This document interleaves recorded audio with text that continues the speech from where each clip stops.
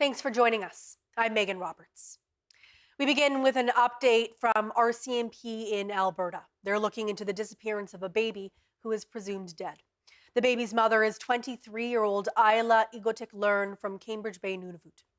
Igotik-Learn was found dead by RCMP in January in her apartment in St. Albert, Alberta. Police believe 5-month-old Braylee Beasley's remains may have been placed in a waste disposal bin in St. Albert.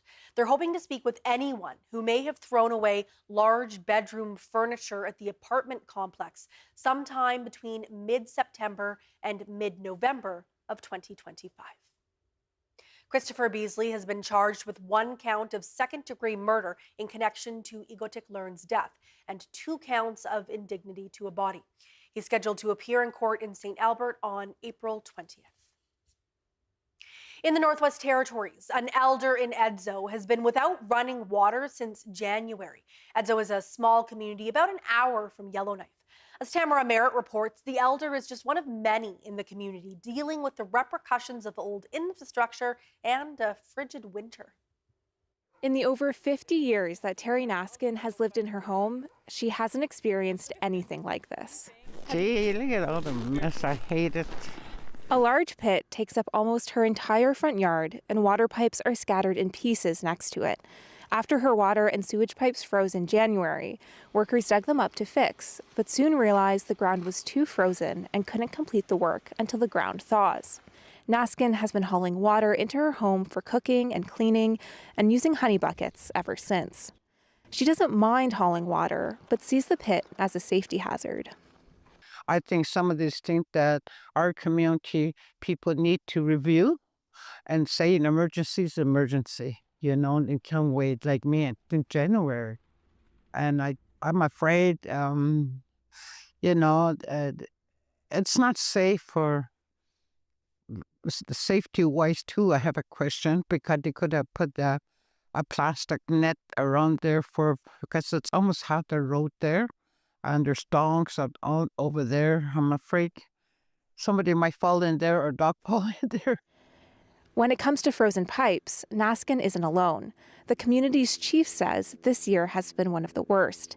She attributes it to the winter's long cold snap and the aging pipes, which haven't been replaced in over 50 years. We're dealing with an old system, and things get corroded, and with climate change and things get shifted, and with the cold snaps we've been having, it's been really difficult to unthaw. Rebecca Zoe says she's advocating from the territorial and federal government to replace the community's pipes, but she hasn't secured anything yet. As for Naskin, she'll have to wait until at least June for work to even begin on her broken pipes. Tamara Merritt, CBC News, Yellowknife. Canada is one step closer to its goal of protecting 30% of its lands and waters by 2030. Today, Prime Minister Mark Carney announced $3.8 billion in funding to protect nature. Part of that money would go towards creating new marine protected areas in Nunavut. The Kikateit Zone surrounds the Belcher Islands in Hudson Bay and Savatuak in northern Baffin Bay. Both conservation areas would help protect polar bear, walrus, and beluga populations. With these 2 additions, Fisheries and Oceans Canada says 17% of Canada's waters would be considered protected. The announcement also included money to help wood bison along the Alberta-Northwest Territories border. $90 million will go to the Wood Buffalo National Park World Heritage Site Action Plan with the goal of helping the wood bison population recover. Wood bison are listed as a threatened species by the federal government. The hamlet of Pangnaktu Nunavut has a new mayor. Umar Kudati won Monday's by-election. He won with 196 votes, defeating Kathy McDougall, who received 35 votes. The total voter turnout was just under 32%, according to Elections Nunavut. The Yukon Family Literacy Center in Whitehorse will continue to receive funding from the territorial government. This comes following concerns that its funding agreement with the previous government was ending. During question period today in the legislature, Yukon Education Minister Scott Kent said the government is working on a new agreement with the Literacy Center. The center runs programs for kids, parents, and caregivers related to literacy and beyond. The Yukon First Nations Education Directorate says it's still investigating why its Jordan's Principle application was denied. For the last 5 years, the Directorate used Jordan's Principle to fund its rural food program. But last August, Indigenous Services Canada said it no longer qualified. The Directorate appealed the decision, but hasn't heard back. So we are ramping up the pressure a little bit and have submitted a mandamus to the federal courts. And I've just been informed that we've been assigned a special case manager. And so we're trying to move through that process right now to receive a decision. A mandamus is an order to the court that compels a government entity to do something that is mandated by law. Exploratory drilling at the Selkirk copper mine in the Yukon is looking promising. Selkirk copper mine was formerly known as Minto Mine. The Selkirk First Nation purchased the mine last year, making it the first Indigenous nation in Canada to own a mine. Kevin McGinty is with Selkirk Copper, the company in charge of the mine. He gave me an update about the mine while I was in Pelly Crossing last week. Kevin, can you just give me a broad update about what's been happening with the Selkirk copper mine? So broad update is that we're moving things along since the closure of or the completion of the sales transfer to Selkirk Copper. We've quickly pivoted to establishing a team and have done a lot of the trade-off studies and studies going forward, and we're drafting the early preliminary economic assessments. And we completed our first phase of our drill program. So all of that is those indicators that will go to a decision whether we go to a restart here in the future. Are you able to talk a little bit about what they found in some of the drill program that's been going on, and maybe explain what a drill program is for those of us that might not know? It's not really my cup of tea. That's more the geology, right? But from what I've been told, we expected the results that we're seeing. Maybe over. It's more than what we expected, which is positive. So the drill program is more just taking the core from the ground, and the geologist then will determine what type of material that we have. So that's more the geology side.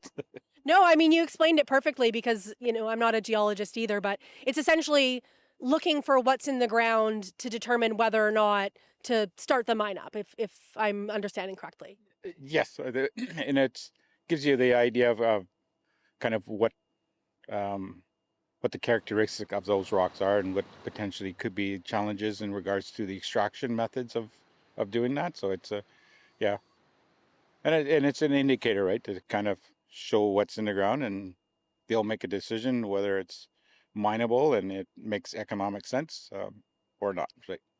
And you were saying so far the results that you're getting are perhaps are promising. Let's say, is that a good word to say? Promising, maybe more than you were expecting. Once again, I think I'll leave that to the professionals, but I think it's very close to what we expected, and we wouldn't have made this venture here if we knew that there was great resources there, and it's been proven in the past that it is one of the richest, highest grade copper there is, with very little penalties in regards to smelting it, and so we're hoping that there's more there, that the previous companies we believe haven't really invested in the geology and the drill to further up its resources, and that's exactly what we're doing. Yeah, why don't you tell me about some of the next steps, if you could, of what'll be happening in the near future and the kind of investments that you could be making if it does look like it's a promising place to start for reopening the mine. I think that's going to be all part of the PEA, which is the economic preliminary assessments. We'll look at one of the good things about the purchase that Selkirk did and the formation of Selkirk Copper is we have the infrastructure in place, which was key as part of a go forward to a potential restart. Right now, we're doing our assessments to see what infrastructure that needs to be modified or improved on. I think that's all part of the plans going forward. I think part of that next step is to work on the feasibility study, and that will all capture all of that as a plan going forward to a potential restart. Is there anything else that you wanted to tell us about the Selkirk copper mine, Kevin? We're excited, and we're working as a team. I think is like I just started here in December as a part of the executive team, and then we're excited to move this project forward if we can. We have parties that are a part of the arrangements going forward with our agreements. So we're working closely with them, and we're hoping to work with the community as well. I think that's one of the key messages, or as one of the key strategies as Selkirk provided the purchase arrangement is that we'll have Selkirk involvement in that, and we're waiting for our time. I know election is right around the corner here, and there's going to be new leadership. We look forward to briefing them and getting them up to speed, and really work with them on going forward on part of the engagements processes that we have with the community, and we can take it from there. I think that's exciting times. Okay, we'll have to check in again in a few months to see how everything's going. But for now, I really appreciate this conversation. Thank you very much. You're welcome.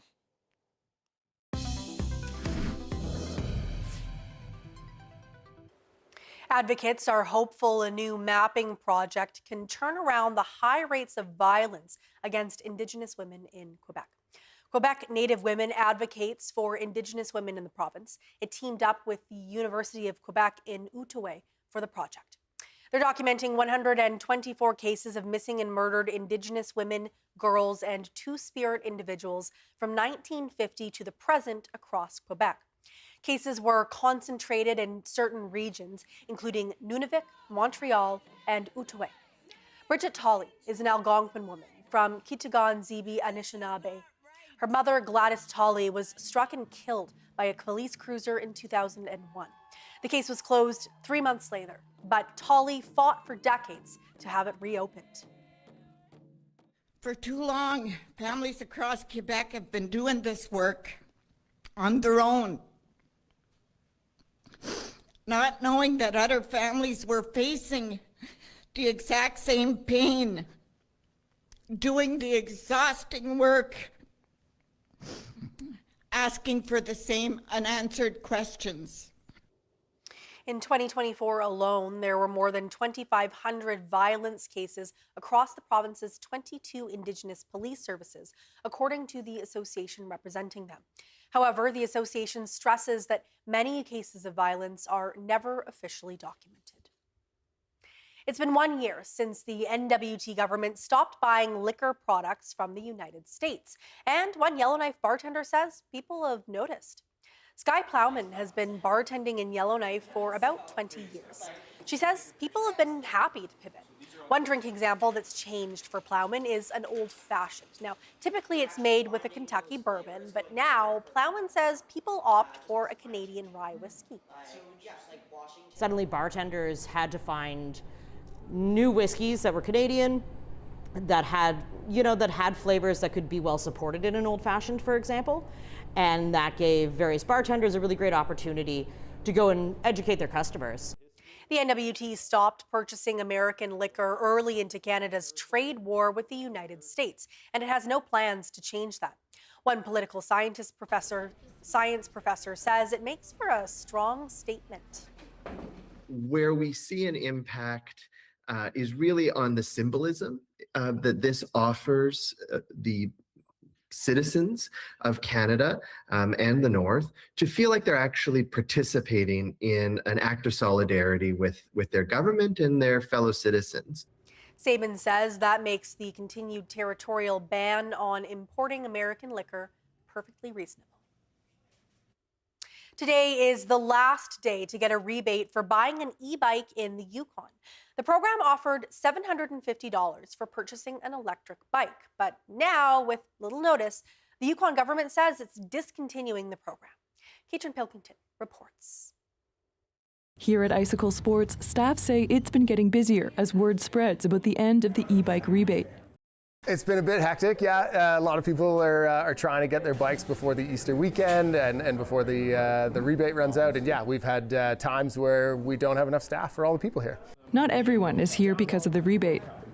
It might sway some people, but I think if someone's going to be putting a lot of money out into an e-bike, $750 probably isn't going to be a deciding factor. I think it's going to be more of, do I spend $30,000 on a new car or $6,000 or $7,000 on an e-bike that I can ride all year round with fat tires on it. But for those who are, it's a big deal. I'm disappointed. I think it's going to affect a lot of people.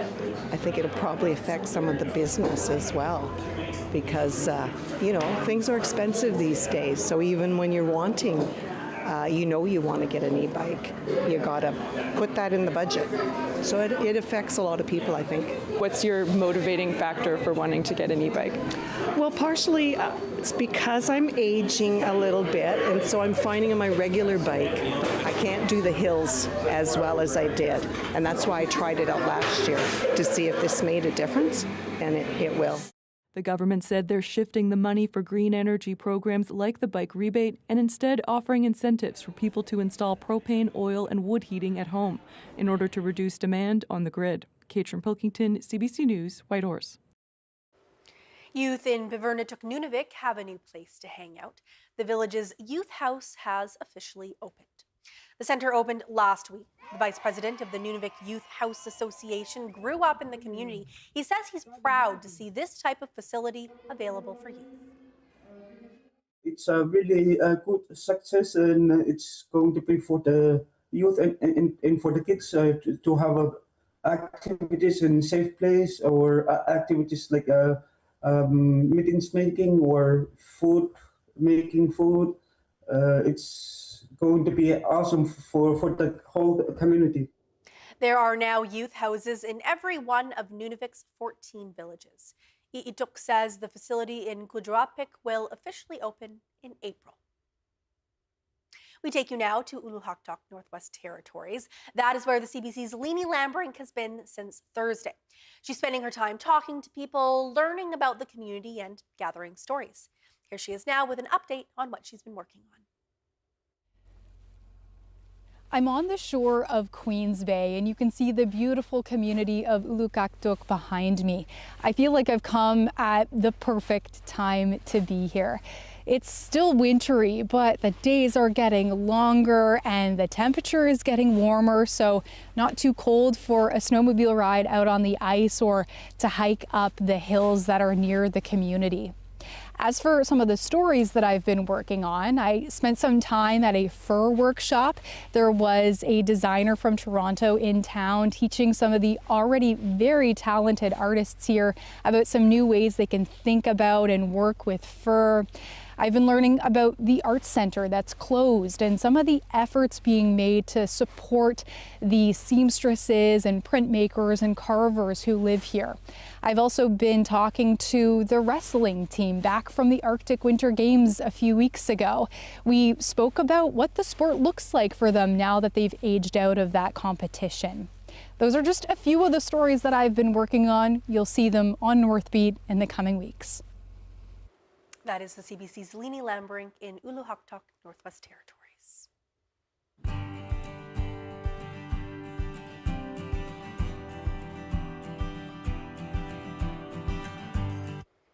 APTN has published 1,200 hours of its Indigenous language programming on its YouTube channel.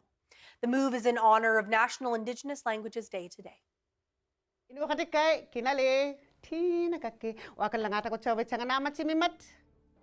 The programming will be available free, on demand, and across the country in 20 Indigenous languages, including Inuktitut, Shoshone, and Denisoulene.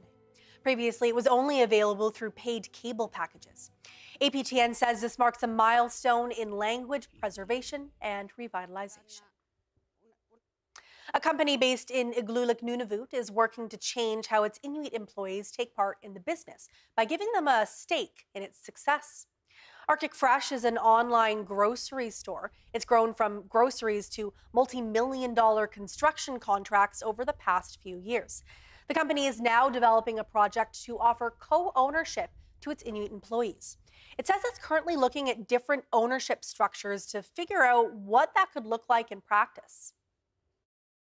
They're working hard, they're performing, they're doing things. They should benefit from the project if the project is performing well. Arctic Fresh is also expanding its presence with a new office expected to open in Iqaluit by the end of April. From the Arctic to Antarctica, it was the trip of a lifetime for one woman from Arctic Bay, Nunavut. Gila Kakasik spent several weeks in Antarctica's waters alongside 22 other women. Kakasik was a snorkeler helping to map the ocean floor. It was all part of Sea Women Expeditions. That's an environmental organization that helps women and gender diverse folks lead polar science trips. Kakasik says at first she was nervous to take the plunge, but then... If I'm going to die, I'm going to die happy.